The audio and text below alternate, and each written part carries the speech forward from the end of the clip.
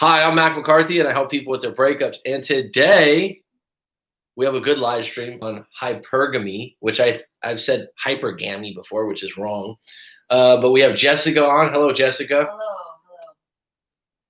Hello, everyone. All right, great. If you like this live stream, throw me a like. If you don't like the live stream, don't like it. Have an opinion. That's better. If you want to subscribe, subscribe. Every live stream that I do is going to be on Instagram, Coach Mac McCarthy.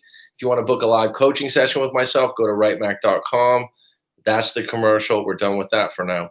So, hypergamy, very interesting topic here. And Jessica, before this live stream, actually said she's never heard of this before. That's right. Hypergamy is a new topic for you. So we actually watched a few videos and some random things. And the interesting thing is the videos we watched were different perspectives. So you can go on YouTube obviously and put in hypergamy. So we watched one that was on a men's channel. We'll just call it a men's red pill channel. And she was like, "What is this red pill stuff?" And honestly, someone could talk about it in the live stream, but it means different things to different people. It's a philosophy, it's a men's philosophy, and so on and so on. But let's not get off topic. Let's stick to hypergamy. And the thing about hypergamy is, it's basically women dating up on socio-economical level. Mm-hmm. Yeah. So status and economics, which in a lot of places go hand in hand. Yeah. Yeah. And Jessica would say it's true. I would say that it's common. Yeah. That it's common. It's common. That there's exceptions to the rule. Yeah. That women. I would say in the past it might have been more common than it is nowadays, but women are looking to, if they're looking to up their own socioeconomic status, and they see it as, they're going to look for that in a partner to help them do that. So what about the woman that falls for the starving artist? Well, you know what I mean by that, right? Like, sure. You've heard that term before. Yeah. 100%. So a woman that, let's just say, falls for the starving artist, let's just say that she makes a little bit more money and she supports him in some way to what do you call that? Yeah, I'm saying, like, people, you could say starving artist can be under an umbrella that could be multiple things. Yeah. Maybe they're not an artist. They don't have to be an artist. They don't have to be strong, but like there's times when a woman will support a man. Now, in my long life, in many experiences and witnessing different relationships and different things like that, just being an observer of people around you and couples, do you think this is where the starving artist thing would be maybe an exception to the rule? But is that woman getting something from that starving artist? Maybe it's not, obviously not money, but could it be the socio part, this socio meaning like social part or status for her, if the guy is, let's say, better looking? Right. So then it's not only necessarily financial, it can be. Does that make sense? Yeah. So she thinks that her status has increased because her partner is attractive. So the way that people perceive her with this good looking person, it doesn't matter that he doesn't have money, but that he's good looking. In that sense, that she. I mean, what else would be? Well, what else would be if hypergamy is true?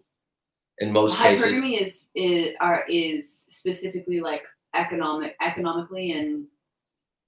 Well, here's the thing. I think when humans evolved, right? Obviously, economics wouldn't be what they are now as far as money buying. But it's about status and economics. Yeah. So, like, if you look at probably, I haven't studied this before, Neanderthals, cavemen, the women were probably attracted to the biggest, strongest man or the best hunter, which might not be the strongest, biggest man. But so like that's it relative to the environment and time, and so they needed to survive. It was survival based, and food was how they survived, and that was a transaction. I think that you brought up the word environment. I believe that what gets lost in the hypergamy And what's up, Ernesto? Thanks. Can you hear us okay so far? Just let me know. Because this is going to be a really interesting topic. I believe that it's completely underrated. And like we just watched let's just say a male's perspective. The guys were in their 40s or 50s, Jessica, this video we watched on hypergamy. Yeah, Thanks, Ernesto. probably their 40s. Yeah. Late So 40s, mid 40s. Let's just say mid 40s. Guys got big goatees, hooded sweatshirts. They got ball caps on. They're men. They're right. They were, and they're going. Hypergamy is basically a situation when a woman dates up. Yeah. And socioeconomic class, and where I'm coming from, this is what women tend to do. And Jessica's like, oh God. So because we watched the video together, and these guys, like I said, they're like dressed in hooded sweatshirts. They got their goatees. They got their like NASCAR hats on.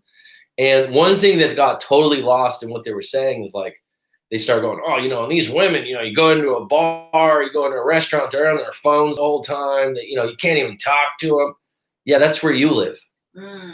That's what's getting lost. So what happens is individuals, and I'm not pissing on these guys because their perspective's their perspective, their opinion's their opinion.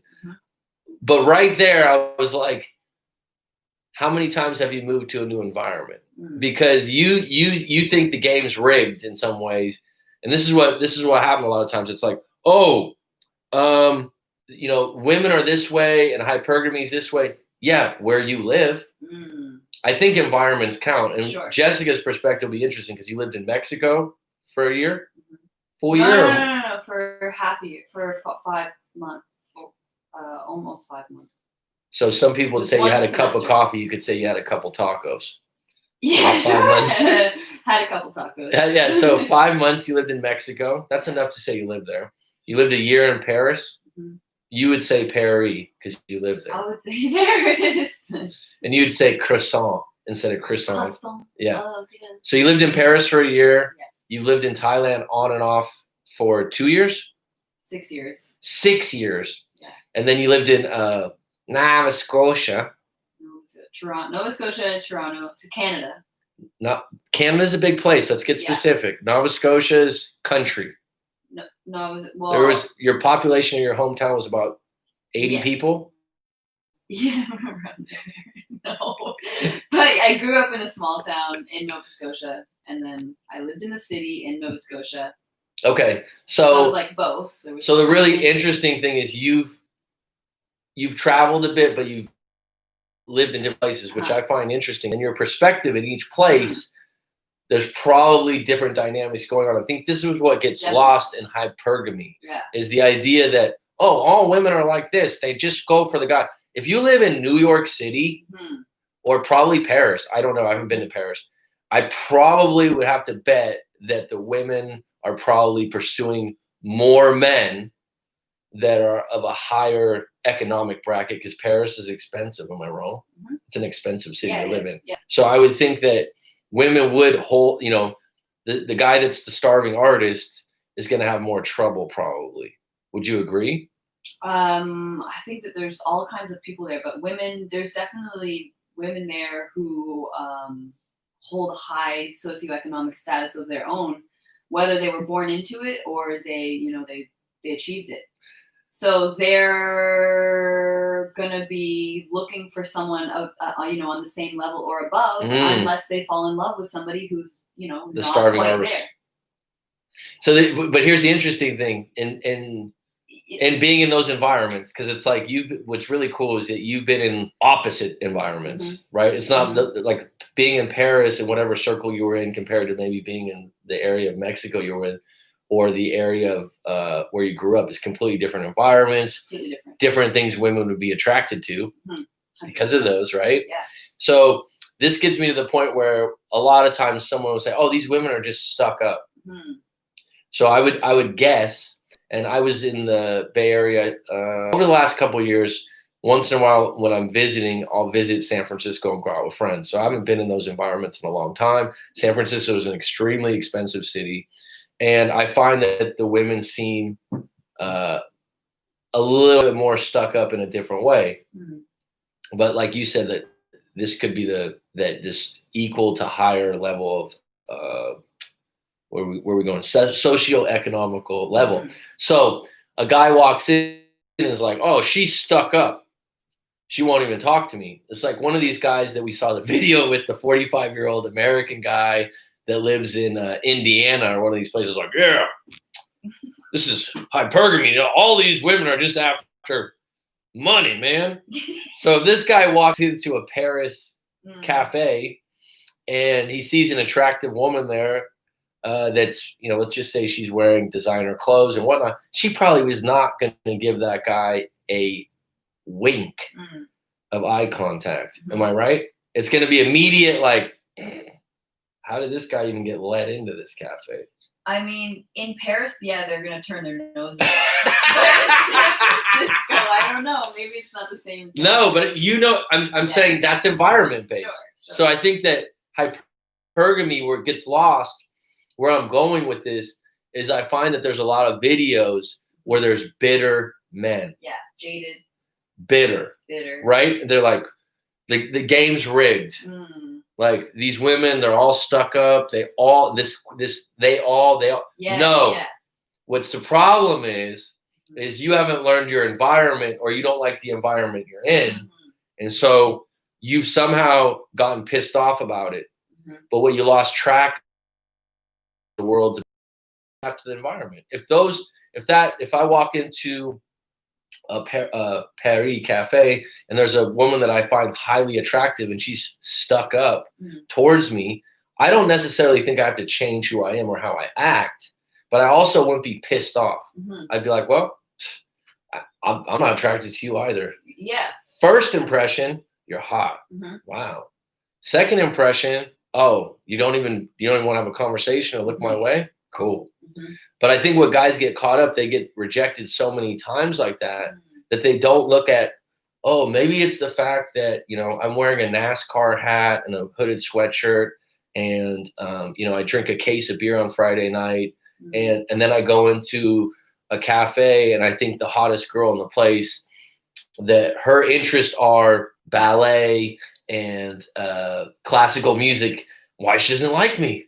Just yeah. It's like this woman's stuck up. All these women just want a rich guy. Mm. I think that that's where it becomes bitter. Mhm.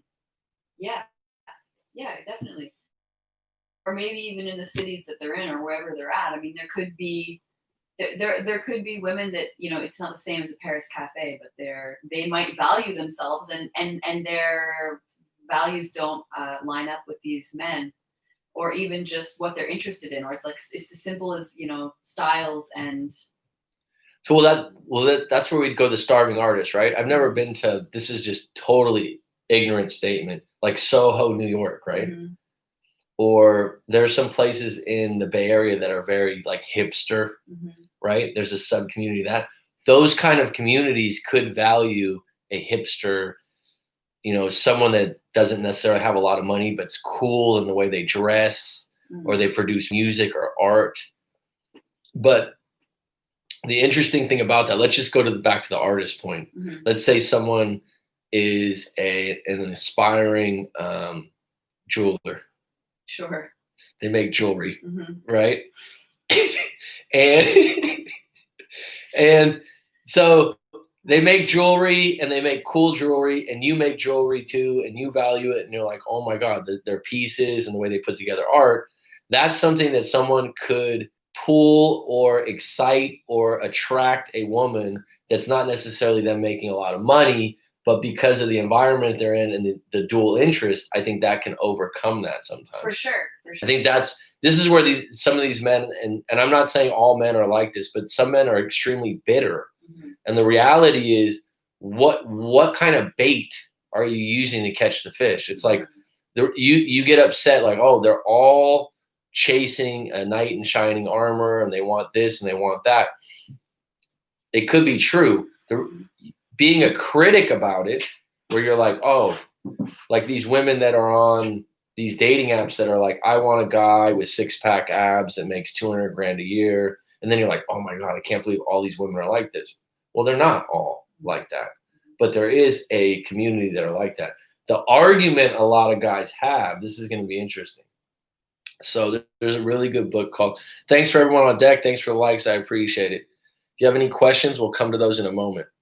Ernesto, Wendy Dawn. That's all we got on deck for now. So in this book, Rational Male, you'll find this interesting.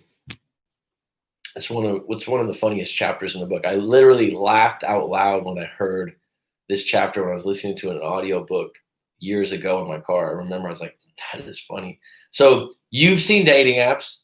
Sure. Okay, so there's profiles. Someone is asking me to do this in another live stream, talk about dating app profiles. So profiles are interesting. I think a week ago you were showing me some of the ones that you saw. You were laughing at them, like the guy with like the snake tattoo and like this, and you're like, someone might be attracted to that, right? Sure, someone is definitely attracted to that. So the guy writes, he reads a dating profile. I should have had it in front of me, but he reads a dating profile from a woman that says basically, I want a man that goes to the gym 6 times a week, has 6-pack abs, and is going to take care of me, wine and dine me, take me to the Virgin Islands. Like all these requests, I want. And it's just like basically like the highest level of everything. Make a lot of money. I want a guy that makes $300,000 a year and is going to buy me jewelry when I want it. I have a high taste in designer brands. So this is her profile, and she's pretty, right? So the author of Rational Male, what's up, Javon? How you doing, bud? San Francisco's finest. And Amon, welcome. This is a good topic today.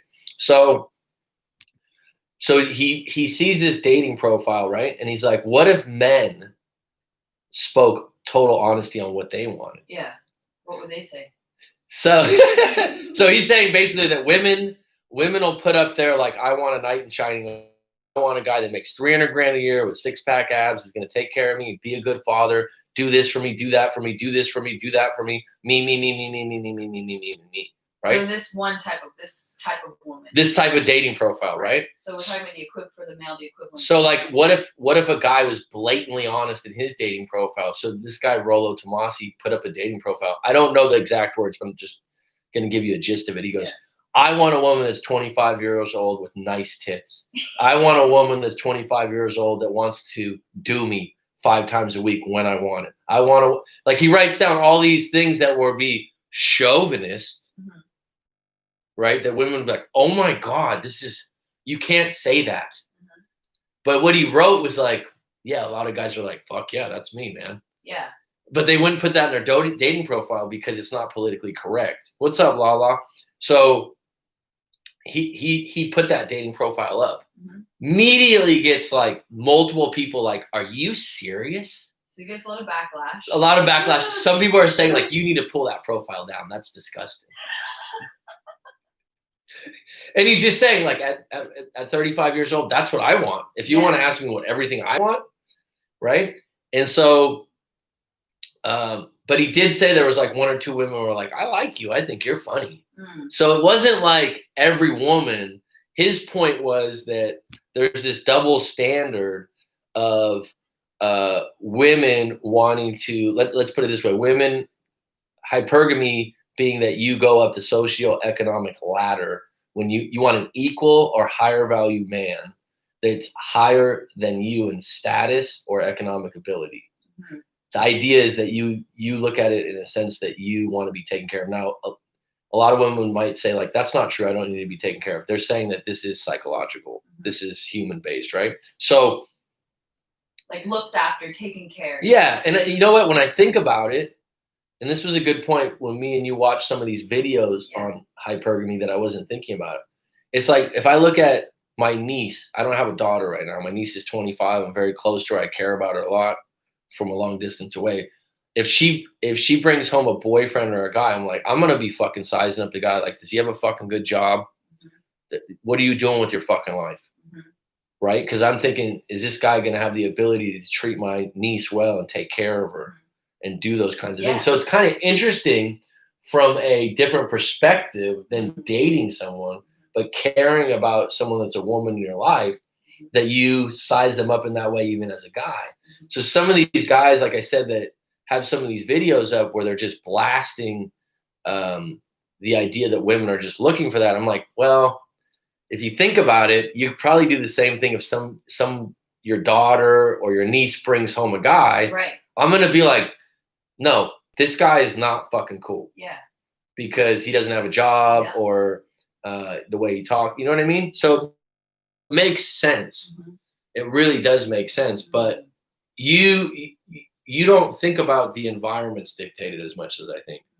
So now that you've brushed up on hypergamy, how do you think it affects you? Well, I think. Oh yeah. Okay. Okay, say what you want to say otherwise. Well, no, I just think that hypergamy, like like these men feel jaded in the sense is that they weren't considering a woman thinking about her protection or not protection, but someone being able to take care of her. They were just seeing it as like, oh, she was just money hungry. Oh, she just wanted to up her status and be able to walk around, with some designer bag, or she wanted to drive a nicer car. They weren't thinking of it like, what was interesting is that the girl who was talking, she was saying, oh, well, a father just wants her daughter to, feel stable and protected and have a man that's going to take care of her and yada, yada, yada. It wasn't like, oh, we want her to go get the guy who's making $5K a month or whatever. Sorry, a year. A month would be great too. But Whatever, high amounts of money. Amount of money. A high amount of money. Yeah, and so there's different. I think there's different types of hypergamy where there's like the hypergamist who is money hungry, and then there's maybe a hypergamist who just wants to feel taken care of. So in my life, I was raised to be independent, and I don't know. I've never in my partners that I've dated, money was never a counting factor for me, and it never has been. So I've never looked like equality in my partner that I've looked for has never been, oh, what's their status, and am I going to climb the social hierarchy in some way? Okay, so this is interesting then. I respect that because this offsets the fact that, and I do think that here's what's really interesting about hypergamy. I've had clients meeting people from around the world and talking to about different breakups, and this is why your story counts and who you are and what you've experienced count. I remember this one client I had. I think he was in his early 30s, really cool dude, and he's like, I hate money. I don't care about money. Well, his parents he grew up rich. And he wasn't a snob. He wasn't a dickhead. He's like, it's ruined my parents. They didn't give me attention. He was the classic kid that like had multiple nannies. He had multiple psychiatrists and all that shit. And, but he also had a job where he's making like all this money. He's making all this money for Bitcoin. But at the same time, he's like, I don't care about money. Well, you don't care about money. It's never been a problem for you. So I think that another thing is, I've noticed that women that have grown up with money, like let's say their family has money. Like there's a lady I know from a distance. I don't know her directly, but people know her. She's extremely wealthy, extremely wealthy because her father owns a very high-end brand, like a world brand. And I don't know her directly. I've met her a few times, but that being said, that woman's probably going to have trouble finding someone equal or higher because we're talking like billions, right? So like someone would be like, whoa, shit. I don't think she meets guys and goes, I got to worry if this guy makes more money. Yeah. I do think though that this hypergamy thing, what gets lost is if guys are in a environment where they live, where they go to places where it's middle class with some people that are in some poor environments, then it's going to be money. It's going to be money because that's what's in lack. And so someone will be like, oh, that's so pretentious. That's all they care about. That's what they fucking need. That's what's been lacking. So if you go to these people, like I said, like let's say a woman's like born into a family that's extremely rich, that has a safety net, that's not going to be her thing. Even a woman that's not extremely rich, like you're like, oh, worst case scenario, my family can like help me out. And I don't think that anything to be judged. I think that changes the hypergamy to you're going to be more attracted to someone, maybe social status. But here's where I think it gets more intricate. Correct me if I'm wrong. I think when you get to that point, past the money part and you're going to get social. It's like, well, what do you value as an individual that's really cool? And so if someone like, for example, you like art, Mhm. jewelry, that's something that you appreciate, or photography, probably if someone's good at that or has a nice necklace on. Sure. Yeah. See, if someone has something like that, that would be more attractive to you because you're like, oh, that's something that actually lines up with what you measure, what you might measure someone against. And I don't think that's being shallow. Mhm. That you would measure this guy being something of high quality to you Sure. because of his fashionability or something. Well, Like or just in having similar interests or being able to talk about, whether it's any kind of art or anything that lines up with your interests. If you can have a conversation about something that you're both interested in, like, yeah, then, well, that's probably going to put them up in terms of like their value, and your interest in them is that counts. Like, it's not always financially mm. driven.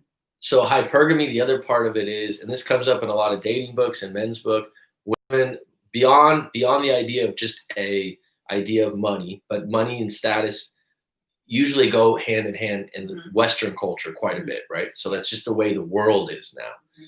But would you say that an individual that is popular or well liked by their peers and colleagues is that much more attractive?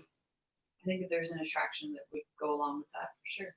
I mean, So popularity, there's always an attractiveness about it. So like that's partially why you know that person is popular. For people are attracted to that popularity.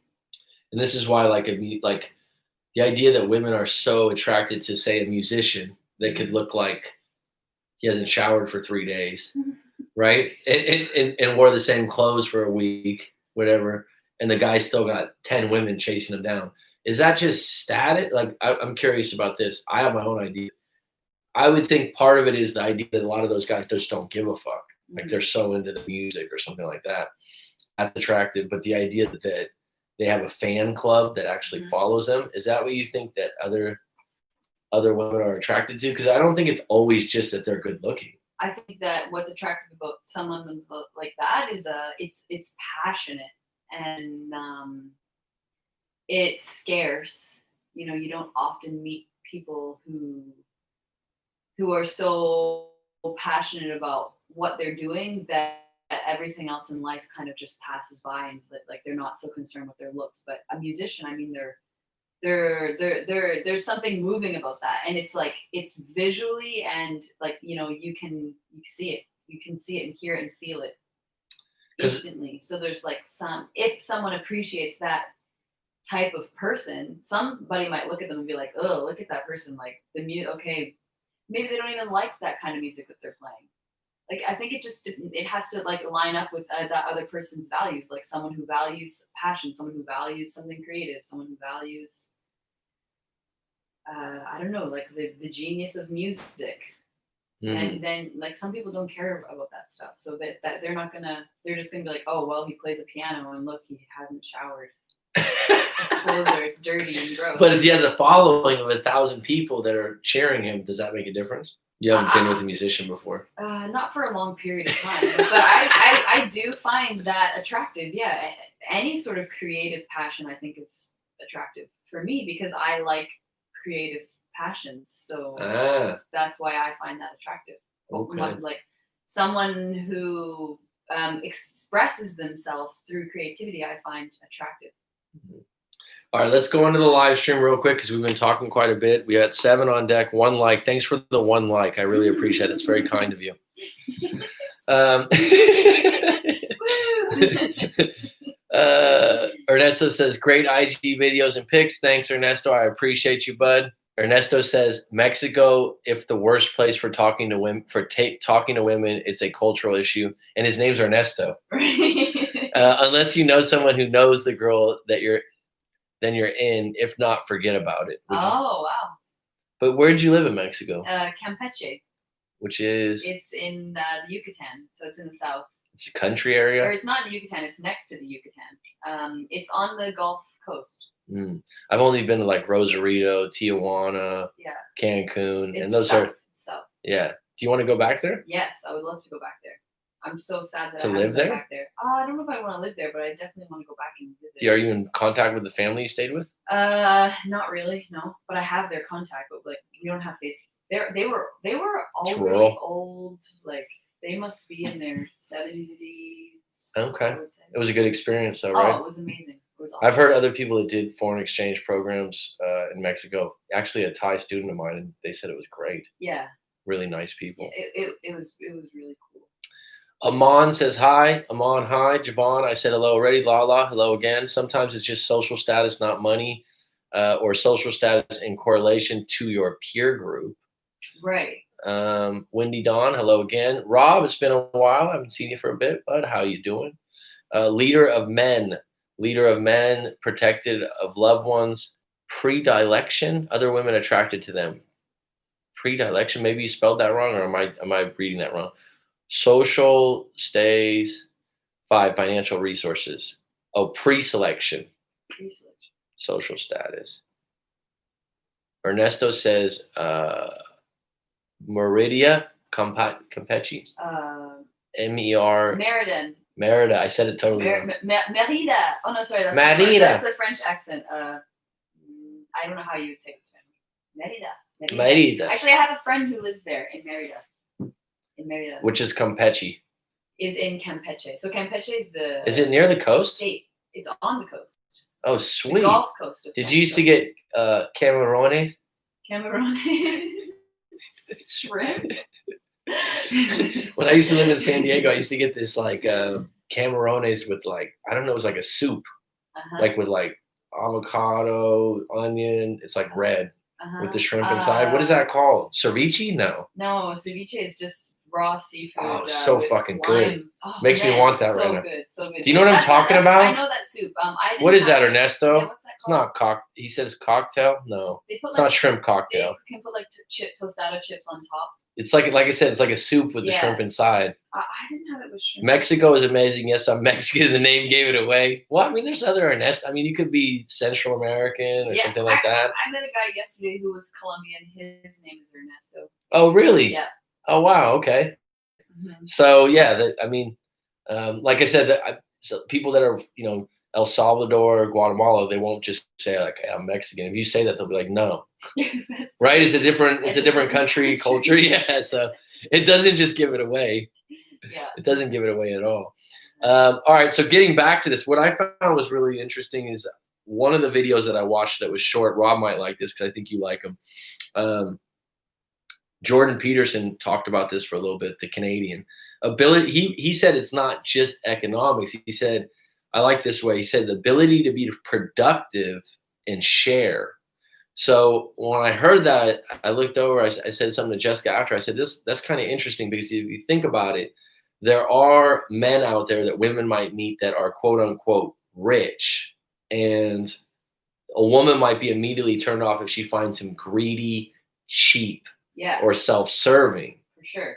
So the idea that someone's just rich, but if someone's generous, and even if they're not rich, I think that could be something that would be just as attractive if someone was looking for, you know what I mean? Because this is where that comes in, where you're like, a woman might say, oh yeah, he's good looking, or he's got all this money, but he's a total asshole, or he's totally arrogant. That probably ties into hypergamy in the sense that, like, even though he has all this money and he's doing so well, is he going to share? Is he going to be greedy with it? I think that's being identified early on when you go out. And that's not necessarily, I don't think that would be necessarily if I bought you dinner when we first went out. It would be how you treat people. Sure. I think. I think for people who have money and then they come across as this egocentric, not friendly, not sharing person, that you can see that from the, interactions with small interactions. First impressions. Small interactions, like someone's like, I don't tip, or someone's like the little things. Yeah. I think that would come across on a different level than just, is he rich? And so that's why I like ability to be productive and share.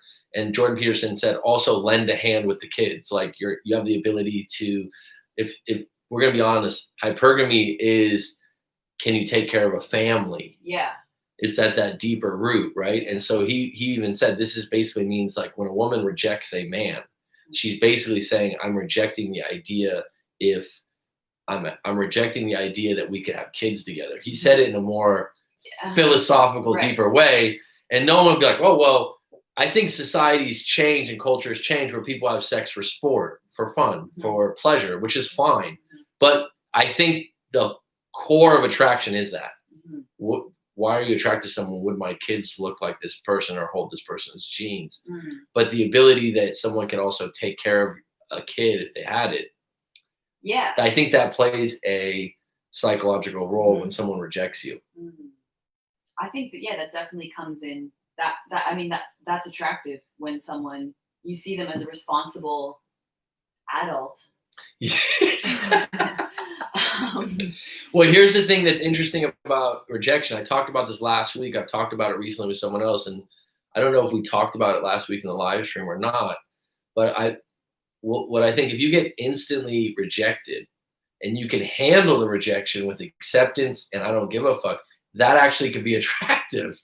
Yeah. I think that's really actually underrated. If someone gives you a female gives you a hard rejection as a man and you're able to take it on the chin and not say sorry or explain yourself and keep moving, a woman, I think, will find that attractive. Yeah, and I think that's how people should approach rejection. Not everyone's gonna be for you, and so of course rejection is part of life. So it's like, okay. Well, I think what happens with hypergamy with some of these channels is these guys go, oh yeah, this is just how women are. They're just after the money and they just are so stuck up and they're so stuck in it's like, well, actually, you know, are you taking into an account who you are and how attractive you are in any given environment? Yeah. Because there's certain environments, like the Bay Area right now where I'm from. I've lived there for years, for 10 years, but my friends of mine tell me it's changed a lot because everyone's into, maybe I'm saying this wrong. I don't want to say the computer industry, but the Silicon Valley. There's a different group of people than when I grew up. And so there's probably a different segment of people that are attracted to, you know, is someone in a startup right now, or you have the ability to talk about things that go on in the Silicon Valley and stuff like that. Otherwise, you're going to be outside of the group looking in. Yeah. Right. Yeah. So yeah, it said also basically what Jordan Peterson said: women date equal to up on the socioeconomical ladder. Men date equal to down on the socioeconomic ladder. Right off the bat, I thought to myself, yeah, mostly true, not always, because I have seen men where their wives are higher on. I think we're just at a changing time right now where women are climbing in social status. Here's the thing, though. Here's the catch to that. If a woman's gonna be dating down on the socioeconomic ladder, let's say, like I said, this woman that I mentioned that's a billionaire, it's gonna be really hard for her to find another billionaire. She could, but they probably would butt heads a little bit because they don't need each other in any way. So I believe if someone's gonna go down, they're gonna run the relationship. The financial. So I'm saying that the woman, if a woman goes down in socioeconomic to a guy, she's gonna hold that on him. It's gonna be leverage in the relationship, and it could be a killing point. It could, like, someone would be like, oh, that'd be a breakup, but it also could be her way of being like, hey, you basically have to follow my lead. We're gonna go to where I want to go on vacation. We're gonna eat where I want to eat. Oh God, that sounds horrible. But is that the way it is? Is it the flip side for men like that? Or? Well, let's think about it this way. Have you witnessed a relationship where it's obvious that a woman's with someone for money? Does the guy that's in that situation usually lead most things? Unfortunately, he can, depending on what kind of person he is. Why would it be unfortunate? Because then then the relationship is toxic from the beginning because there's no balance or there's no, and then the other person comes off feeling I guess powerless, or like they don't feel respected, and it's like because they earn the money, they're the ones that will. But it's a choice, though. Mhm. It's a choice. The woman's making a choice. It's like a sacrifice that, well, I'm not gonna rock the boat or negotiate too much because at the end of the day, I'm taken care of. Yeah, I don't know. So I guess when obviously it's going to be common for partners to be with, your other partner might not have the same income as you.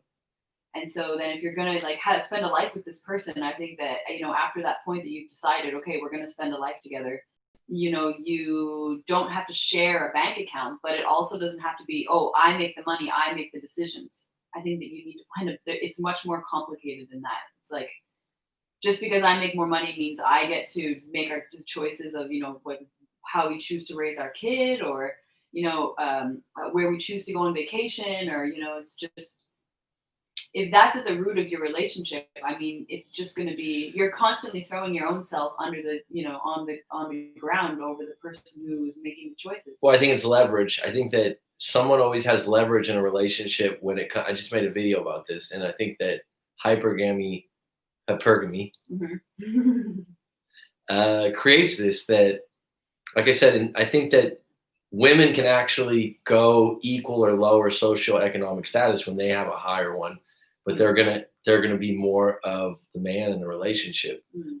As chauvinistic or old school as that sounds, they're gonna be running the show Right. because of that. Now the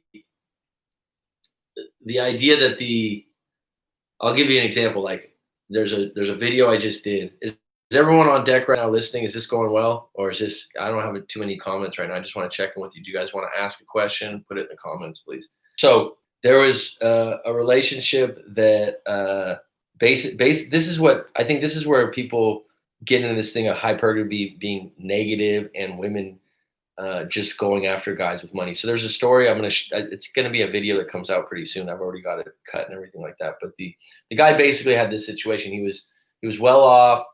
He was living in another country. Him and his wife had 3 kids. This is a story that's sent in. They had 3 kids.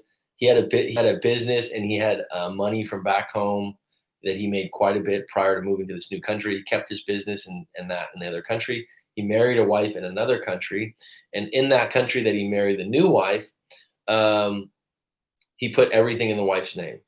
Like they bought a house, they bought a car, and then they had multiple kids together, and the kids all had citizenship in that new country. Mhm. So he starts out with having the money, obviously, right? He didn't say this, but obviously the wife probably didn't have as much as him. Mhm. So they got married. They go to this new country.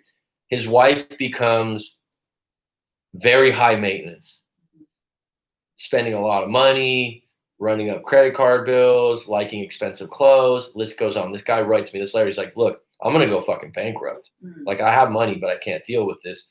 But I can't say no because all that the house, the cars, and my kids, they're all in this town. Like I'm gonna lose a lot." Mhm. And so basically he had no leverage. Mhm. So what is he? What's the situation? Like, what do you do in that situation? I mean, he needs to be upfront with her about his financial situation. Like, look, these are the numbers. Look how you're spending. We're going to be broken. Okay, I've seen this. I've seen this multiple times, and I've had guys talk to me about this because finances are a big deal once you get married. Yeah. Right. So there was another guy that I did some coaching with that they were married for like 2 years. He made good money. His wife actually made pretty good money. She was a nurse, Yeah. and he made more. But he was like, her spending habits were just. He's like, I did a spreadsheet, and I was like, "Hun, come over here and look at this." Yeah. And she blew up. She went off on him. They got a divorce over finances. Well, but he had leverage because they didn't have any assets together, so he wasn't going to lose. This guy I'm talking about created a situation. He put everything in his wife's name. His kids are. He's fucked. So you're saying like just have a talk with her. Well, she's going, no, I'm not going to change. Divorce me. I dare you. Right. Yeah. So I think what you said, he created the situation. And then what happens is these are the kind of guys that I find that will end up going, oh, all women are gold diggers. It's hypergamy. It's like, but they don't realize, like, actually, dude, They fed it. you created the situation, right? And that it's not all women are like that. It's actually a situation that you created, right? When my ex and I met, we were socioeconomic equals. As we went, my career went up, and he stalled out. He was unhappy with that, the change dynamic. I think it contributed to the end of our marriage. Were you unhappy with it? The question would be, I'm going to talk about this in a moment. There's a second story, and like I said, this will be in the video, but this is really good. So, talking about leverage, and this is the topic that I talk about in this video that's going to come out soon. This other guy had a situation. This is probably one of the most creative things I've ever heard of, when a guy feels like he has no leverage, and he's like, well, I can't get a divorce because of the kids and because of the house. Full disclosure, I've never been married. I've never had the house situation or the kid situation, right? So this is not something where I'm like, oh, I know. I think it helps in some ways that I'm not caught up with my own situation, that I can be objective. Because when you are caught up, if I was married and I would be bitter. Yeah. And I would just be like, this is fucked. This situation's wrong. So this individual, this is what happened to him. They were in their late 30s. Like, the full story will come out in my next video. They were in their late 30s. Stay with me, Jessica. I know you're getting a little bored right now. No, I'm in. Are you with me? I'm in. Okay. They're in the late 30s. He writes, like, I think they were 38, 37 years old. Yeah. I believe they had 3 or 4 kids. Let me rewind.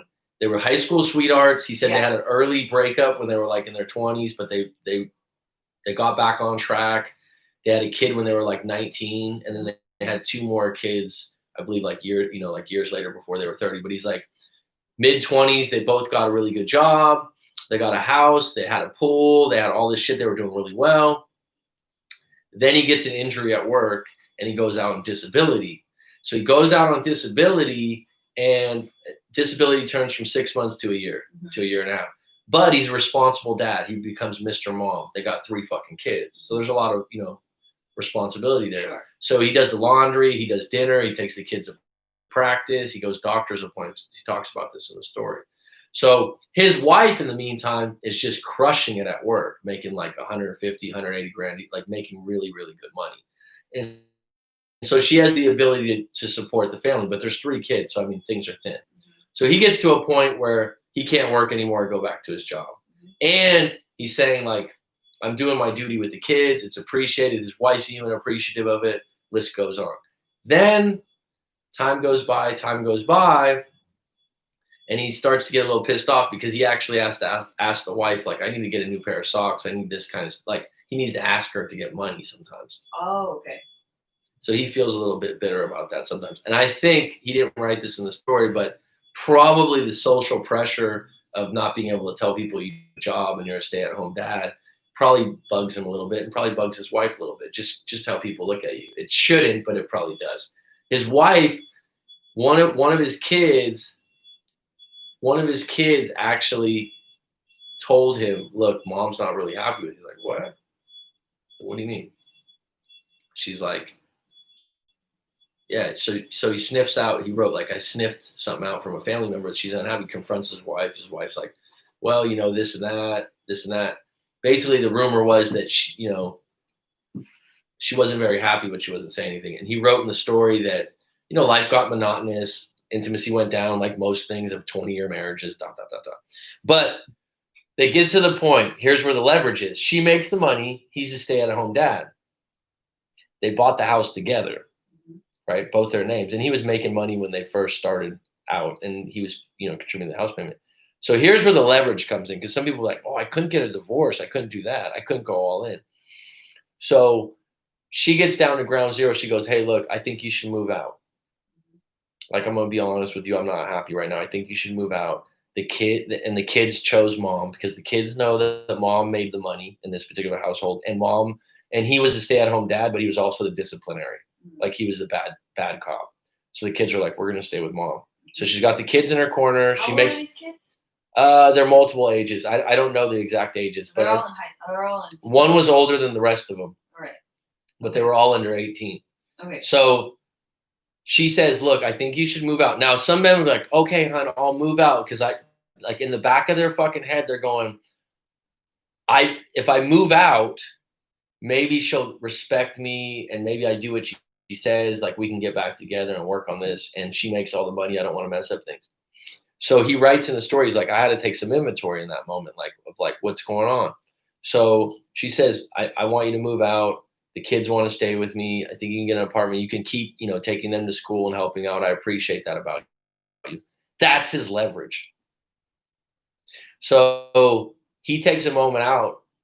He calls up what's up, Brandon Skinner? He calls up his uncle who lives in Barbados. Yeah. This is what he wrote in the story, who had a restaurant or a hotel or something out there. I forgot what the story said because it's not in front of me. And he goes, hey, look, I'm looking at a divorce here. Mm-hmm. What does it cost me to get set up in a restaurant or a bar out there? Mm-hmm. If I got half the house, I got some money coming to me out of the house, some equity. I think I'm going to get divorced. Could you help me get started out there? Listen, this is leverage. This is a situation where most guys go, oh, there's nothing I could do in this situation. So the next chat we have, she's like, I think you should move out. And he goes, I'm not moving out. We'll get a divorce. Yeah. And we'll sell the house. I'll take half. You take half. You can have the kids. I'll be in Barbados. I'm opening a restaurant. The kids can see me one time a year. Mm-hmm. Now that was fucking clean. That's ballsy. Mm. Like it's not that he doesn't want to see his kids again, but that's leverage. Like, I dare you. Yeah. Yeah. Yeah. I dare you to give up on the marriage and me. It's like, I read it. I was like, wow. Yeah. Because most guys go, oh, what am I going to do? I'll move into the apartment. I'll take care of the kids. Mm-hmm. I'll do the right thing. And then that way, maybe she'll love me again. No, he goes, no, we're not going to separate. If we get a divorce, we're going 100% and I'll take in half my money. I'll accept that. You know what she did? I don't know. He said she was like, what? Like, you're going to move? He goes, yeah, I'm going to move and I'll take half the house. Mm-hmm. What? Said she was just fucking absolutely shocked. What happens next? And then he goes, then she wanted to start working on things. Right. I was thinking she'd want to see a counselor. They got back together. I don't know how well they are together, but they didn't get a divorce. Mm-hmm. Because he found the leverage was, you really don't want me around? Mm-hmm. Well, then I'm not going to continue to play Mr. Mom. Mm-hmm. I'm not going to let you stay in the house that my name's on and that I did contribute to the down payment. Right. It's like the guy on the other story I told you about is like, oh shit, what am I going to do? It's like, well, you set that up. You had no leverage, dude. Yeah.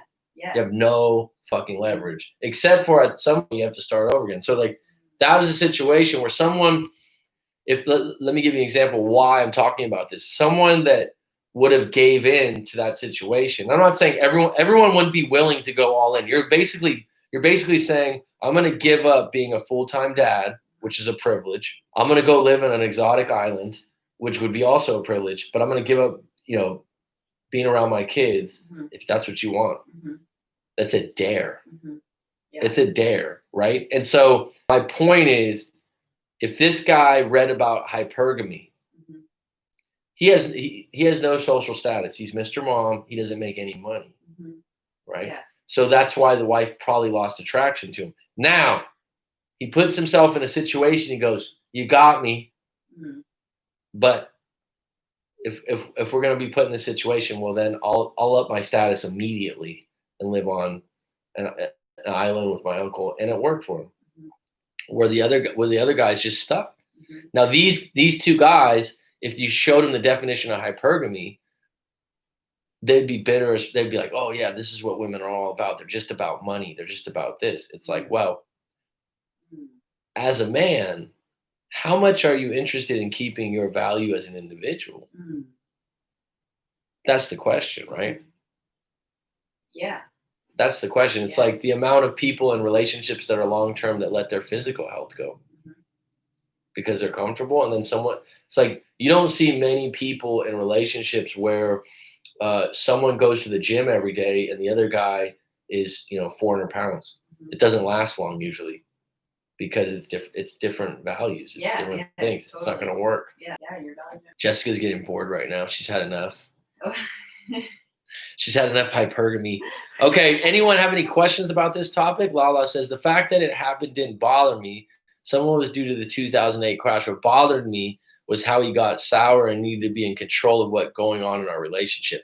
Well, Lala, that might have been an overcompensation. I think what happens is roles in a long-term relationship can change. Like, let's say that someone, I've seen this before, someone is the breadwinner, someone makes more money, and then someone inherits money that wasn't the breadwinner.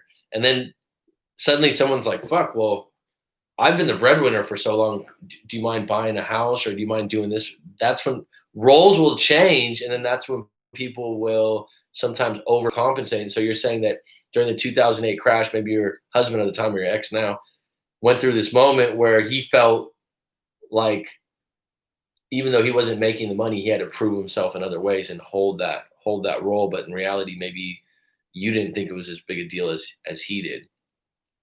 So hypergamy. Any closing thoughts on this, Jessica? I've been doing a lot of talking because I had too much coffee. Do you think it's a true thing? I think it is. I didn't realize there was a way to call it. I mean, I guess there are ways to, a lot of people maybe associate it with like gold diggers, but I guess it's more broad than just that. It's not only, upgrading your financial status, but you can be updating your social status too, but they normally go hand in hand. Or maybe you have money, but your social status isn't high. It's more what I find is like that. We watched YouTube earlier, and like I said, we saw these two guys that have a quote unquote red pill channel, and it's like a negative thing. Yeah, is what you got from the tone. Immediately, it's negative, yeah. Right? Where what I would say, what's up, Blake Sherrill? How you doing, Kentucky's finest? I believe it's Kentucky, Blake. Yeah, it has a negative connotation. And what I'm saying is, I think it's human. Yeah. I don't think this is something that's been orchestrated by stuck-up women. I think that the environment dictates the hypergamy. And what people get lost in this whole thing is like, it's not fair. Women should just judge guys on being good guys. And I think that sense of environment, money's going to count. If you live in Alaska and you live in the snow place, they're probably going to worry about a guy being more of a hard worker that can plow the snow out of the driveway. There's other intricate. I just made that shit up. But there's people in Alaska make a lot of money, I guess. But I'm saying like, okay, like living in. Well, you know this better than I do. Did you guys have a lot of snow where you live? Yeah. There's more work, right? Like housework. Yeah, the winter is tough. Yeah, so like do you have to like shovel snow in front of your house? Yeah, you never did. Yeah, I did. But there are people who have snow plows. So is it like, Jessica, your chores today? Get rid of the driveway by 5 p.m. My dad's out there in a tractor. He loves it. So your dad did it. My dad would do it, and my mom would take the shovel and like shovel off the snow in areas where you couldn't take a tractor. See, growing up in the Bear, we never had to worry about that. Yeah, like, well, there's no snow. Yeah, there's no snow. So I'm saying though, if you got a guy from the Bear, like myself, I'd be like shoveling's like I would. Oh, for sure. I would be like, can we hire someone? Yeah, definitely. And someone would be like, why would you hire someone? This is something that men do here. Yeah. You see what I'm saying? It's like then it would be associated with me being lazy. Depends how big your driveway is, man. Well, I'm just saying, like I'd be like, I don't want to shovel this shit. Yeah, for sure. Because I'm not used to it. I never had to do it when I was a kid. So I'm saying that the intricacies are overblown as far as like it's just about women or status. The reality is you should check your environment and see what the status, what's a high status individual or the groups you hang out with. And if you don't like that environment or the groups you hang out with, well, then change your groups. But your environment's idea of what's going to be attractive has already been dictated, if that makes sense, right? Like we said about Paris or Mexico, it'd probably be different. Like I would bet in Mexico, was there a lot of other people that look like you, Caucasian women, where you were at? No, I mean that's actually an ignorant statement on my end because a lot of people in Mexico have paler skin. It depends where you're from in Mexico. In the south, there's a lot of the skin is darker color because they're You know what I mean, though, because they have indigenous roots. you know what I mean, though, that there's a lot of people that have European roots in Mexico for sure. Yeah, up in like Mexico City, there are people like they're very even lighter skin than me. So, did they find you more attractive, being that you're someone that looks so different in their community? You think? I think it's like you get the same experience here, being different from a different culture, in like It's in more regard interesting. to the Asian ties. They Mm. look at you different. It's the same. Like I look like I would. We would look like tourists there. So, does And that make maybe you a higher status for dating? Would there be more guys that would want to date you there than maybe when you go back to Canada? I mean, you might receive more interest. Like you might there That's my might yeah, yeah. like like someone that's highly attracted to you rather than just interest. There's a difference, right? When you can see when a guy makes eye contact when you're like, okay, But also their culture is a lot different there. ah, So that's what changes it, there's right? a lot more cat calling. Can you give me an example of the cat calls and Just like they're more vocal about if someone walks by and they like you, like they're gonna maybe say something, they're gonna look at you, or they're gonna be like, "Oh, hola," like they're just gonna be more vocal about it. And maybe that's only in relation to foreigners. I'm not sure, but I don't know. Like this guy said, it's different in social statuses in Mexico. Like I don't know, but for as a foreigner, like guys were very forward. mamacita? Mamacita. That's what Ernesto wrote. So I was just like, so it's different. So it's different in that way. Was it intimidating, or did it interest you? Were you like, oh yeah, what's up? Some more? Sometimes it was interesting, and other times it was creepy because you have like old men doing it, and you have young guys doing it, and then Where that won't even happen in Canada, in Toronto or something. Because like not that, really, if no. if some guy was like, "Hey, what's up?" Like You'd be like, yeah, everyone okay. everyone in the cafe or wherever would be like, "Hey, dude, what are you doing?" It would be offensive to the subculture, right? If they're like whistling at you, yes, that's a bit like okay, buddy. It's a little bit. I think that people would say, what's the word? Something macho. I can't remember what it is, but anyway, like it's common in these cultures where people are more. Muchacha, No, that's not what I'm. machismo, Machismo? machista. No, I can't remember what it is. But anyway, you would get that kind of situation in pockets, and depending on which neighborhood you went into, who was sitting around, you would get a different reaction. I've lived in cities like that where like 2 blocks down it's a different subculture. Mm-hmm. When I say subculture, not necessarily always race. It's Mm-hmm. just a different environment. That's like San Francisco is totally different in the financial district than the marina. Yeah. And it doesn't have to do with race. It's Mm-hmm. just the way people are and the way people act. Like beach towns are much different than downtowns, right? So it definitely affects those things. Where I'm getting with this hypergamy, if you get someone's opinion that hasn't really been in multiple environments, Mm-hmm. and like this is why when some people are like, oh, you don't have to go to college. I think when people go away Mm-hmm. to college, it's not just about education. It's actually you're going away. Mm-hmm. You're putting yourself out on an island to a new place that you've never been to before, and you have to like see what it's like to meet new people, and that not everyone's the same. Mm-hmm. Hey, I missed checking in with your channel. It's late. I'm getting to bed. Live, send and love right on VC. Guadalajara, Mexico City, Sonora are the cities where you find Caucasian-looking Mexicans. Okay, thanks for that update. Okay, Guadalajara. All right, we've been on for an hour and 5 minutes. Does anyone have any closing questions? Any topics you want us to talk about next week? Jessica now knows hypergamy.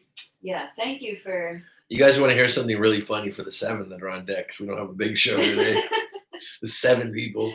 I said something about pickup artists today, and Jessica goes, "What's that?" No, I mean I just didn't understand. Is that their job, or is that just a characteristic of that person? We'll have to talk about that in another live stream because it's kind of funny, the PUA thing too. You're like, what's a PUA? It's like sometimes you come across terms and things on the internet and you think everyone knows them, and then there's so much information out there. Someone's like, "What? I've never heard of that." PUA, I definitely would have been like, "What? What are you saying, Puma?" Like, I didn't know about that. But pickup artists, are they making money from this, or are they just picking up girls for themselves? Are they teaching other men about this way? Well, no, it's both. It's like a community. So, but it's not a job. Like, is there somebody out there that's like, I'm a professional pickup artist? oh, the one. Okay. Thanks, Ernesto. I can talk about that again. We could definitely talk about that. Who's Jessica? I missed pretty much the entire live stream. Jessica's a co-host for the live stream. She's a 42-year-old, no, 31-year-old 31-year-old female from Canada. She lives out here. She's also a coach on rightmac.com, an aspiring breakup coach. That's right. And yeah, you can check her out on there. So she's been on every Wednesday for the last month to give her a female perspective on things. Yeah. So it's not just me talking all the time, right? So Blake, how have you been overall though? Blake's a truck driver in Kentucky. Cool. So Nice. He's a cool dude. Yeah. Hope things went well with your breakup and you're moving forward and moving on. But going back to the PUA thing really quick. Yeah, I think it is used for there's a lot of guys that go to it to get advice and they do pay for it, yeah. But I think it's almost like, I guess it's a form, I guess they might even view it as an art. It's a form of dating, where you use psychology, pickup lines. Yeah. They create scenarios where, like, if a woman does this, you should do that. Right. If you do this, you could do that, and you could find endless things on it on YouTube. But you might find it really funny because you're like, what? Like, right. You don't know. You probably wouldn't know a guy was doing it if he approached you. I think what gets lost in it is it can quote unquote work, but it doesn't necessarily work with every single woman that you meet. I think that's where guys get, if a guy is sensitive about rejection, anything with relationships and a man, a woman, or a gay relationship or anything like that, that's an interactive thing. Anything that someone suggests to you about attraction or dating doesn't necessarily mean it's going to work all the time. It's still the power of someone might not like you. Yeah. You know what I mean? Isn't it? You know what's really interesting? How about this one? I think this gets lost a lot. Have you ever met someone or saw someone on YouTube or a video and you like them? And this doesn't even need to be like hardcore dragon. You just like them because they look like someone that you used to know. Maybe. Do you know what I mean? Like, they're not associate them with that friend, and it's like he looks and reminds me of someone I went to high school with. Not one of my best friends, but just a cool dude that was friendly with, and he looks like the guy. So immediately I'm like, oh, cool dude. Right. Do you know what I'm saying? That works the opposite too. You can meet someone and you can associate them with someone that was really bad in their past, and you're like, fuck. Yeah. You look just like my ex. Yeah. And you're immediately like, if you had a bad situation, you're immediately like, I just don't like you. Get away. And those are things that you don't really think about when someone approaches or something like that. And you're like, why is it that I just don't like this person? You're probably associating them from someone in your past. But you don't have any bad interactions with anyone. So I don't. Do you have one big enemy? I don't have one big enemy, but there is one girl who I've kind of been able to let go of it, but there is one girl who did leave a bad taste in my mouth for a while, but I've been able to move from a long time ago. From 4 years ago. And now you're okay. Now you're able to forgive them. Yeah, I mean, you don't forget, but you can't forgive. I forgive her. She had her right to have her own opinions. Okay. Well, we'll save that for another show. Yeah. Blake Trail said, pretty good, man. I'm seeing a new girl taking it slow. She's better pretty much every way except physical attractiveness. Moving on from the last. Good for you, Blake. You're good people. How do you feel about the issue on aging and guys gaining SMV as women tend to lose SMV? I think SMV is social market value. Is that what it is? I always forget. It's market value. Market value. It's so funny because a lot of this stuff, Jessica's like, I've never heard of this stuff. Market. What in what terms? Like, what's the market? Looks. So basically, what people say is Sexual market value. I'm sorry. Oh, sexual market. Sexual market. SMV, not So social she's market. saying the man is going down.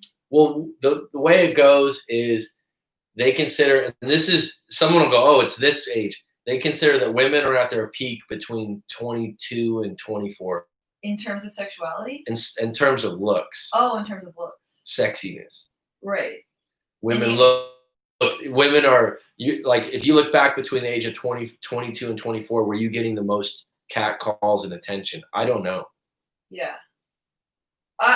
You mean, I would say, I guess it's different in the eyes of men than it is in the eyes of women. I don't, this is another one of those things, it's not absolute, right? Yeah. There's a woman that could be extremely overweight and went through a geek phase or something like that, and then 31 finds the gym and finds a diet, and she's never looked better, right? So this is not absolute. This is just one of those things that's constantly written. Sure. And they say that sexual market value peak for men is 31 to 32. Now, Blake and Ernesto, like, maybe you have a few numbers, early 30s, women's early 20s. So they're saying that women only have so much time, where men have a longer period of time where that, hence the reason why older men sometimes end up with younger women. Right. So that's what she's saying? She's asking what? No, Ernesto's just like, oh, how do you feel about that? Oh, how do you feel about that? Oh, about sexual market value. Right. So. And fertility. Right. Well,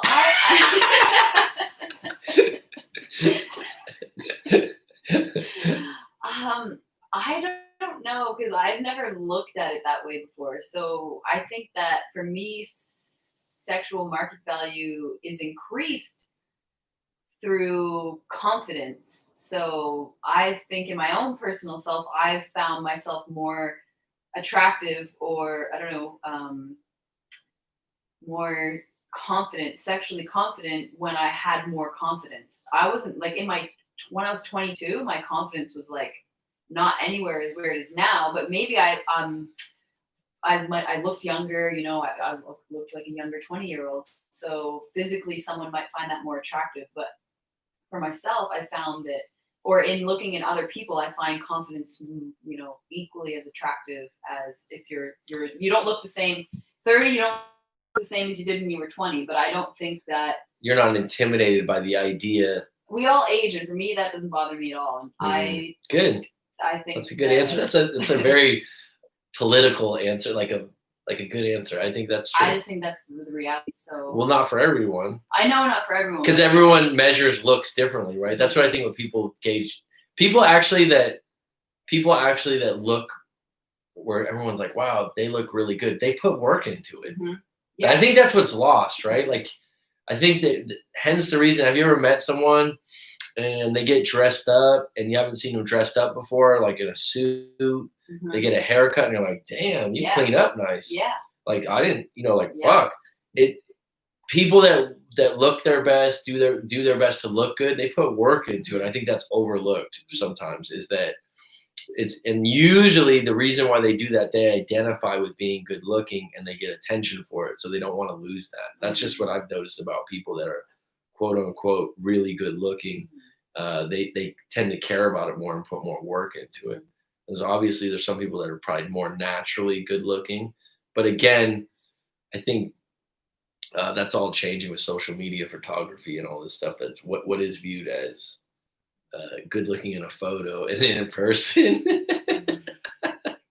That might be for another topic. All right, we're going to close it out on that. Ernesto, thank you.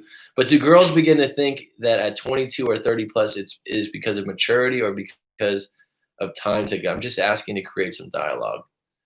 But do girls begin to think that at 22 or 30 plus, is it because of maturity or because of time ticking? So the question is, a woman at 22 finds a man at 31 more attractive? I'm a little confused also. Dylan, how you doing? I think we're gonna save this for another topic, actually, because it is a topic we can talk about. What Jessica mentioned. So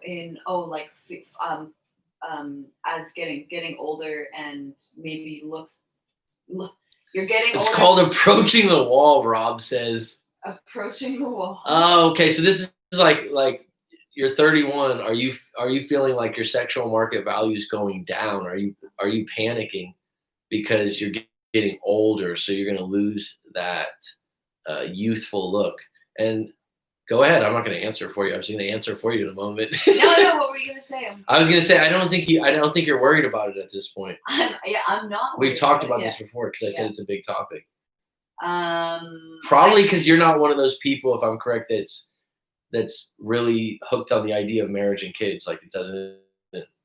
I've never heard you bring it up. yeah. Like where you're like, I really want to have. I think that starts to bother women more Mhm. when they're like, I want to have kids by 34, Mhm. or I want to have kids and get married. It doesn't seem like it's on your radar at this point. It's not on my radar. So that's why it doesn't So bother it you. doesn't. Yeah. But some women you can tell that it like the deterioration of our age, of our looks. You can see that it bothers these people who really feel the need to cover their face or get injections, or they wear a lot of makeup, or they're changing a lot about their physical looks. They're very afraid of their natural way of looking. Mm. And it's just an insecurity, and actually a lot of people are like that. Oh, I know from getting older. Sometimes you look in the mirror and you're like, oh shit. Mhm. Like you don't realize like you're getting older now Mhm. because you feel the same age usually. It's interesting because this is a concept that many will be in self-denial about. Right, Rob? Do girls pay more attention to maturity of guys of their own looks because of maturity or because time is ticking? I think maturity plays a big Ernesto, I think a big part of it. She said maturity is a big part, but I think that there are women out there that are quite comfortable. Like, I think if you want to get married, you want to have kids. I think it changes the dynamic, and not every woman wants to have kids. Mhm. There's women out there, and I think you're like that at this point. Yeah. That's just not on your radar. Yeah. I've never heard you talk about like, oh, I gotta. And I've had clients before that are like, well, I'm 33 now or 34, and they're like panicking Mhm. because they're like, I gotta get a kid soon. Mhm. And so I think that becomes more of an issue where if that's not the issue, you can kind of take things as they come. All right, we're gonna close on that. Have a good one. It's curtains. We'll be back. I'll be back on tomorrow, not Jessica. See ya.